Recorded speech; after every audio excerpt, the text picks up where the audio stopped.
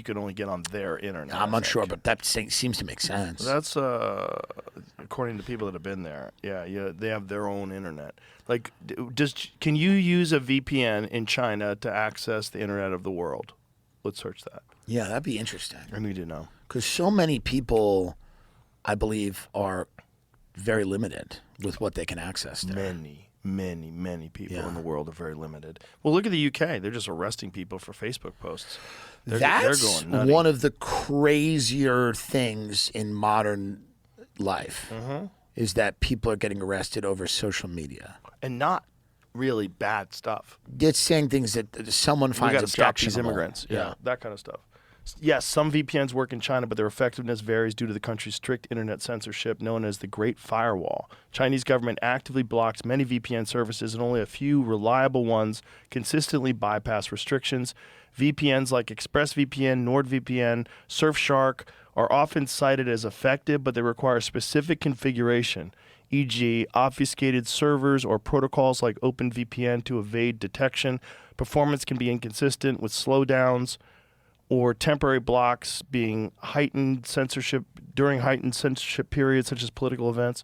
China occasionally cracks down on VPN uses, targeting both the providers and individual users, though enforcement against foreigners is typically lenient, focusing on warnings rather than severe penalties. Using a VPN is technically illegal for accessing blocked content, but millions, including expats and locals, use them daily. Boy, that's a risky move. I think they're banning this stuff in the UK because I don't think they want people to persist in this idea that that they have any ability to challenge this prevailing narrative that any critique of immigration is an inherently racist thing.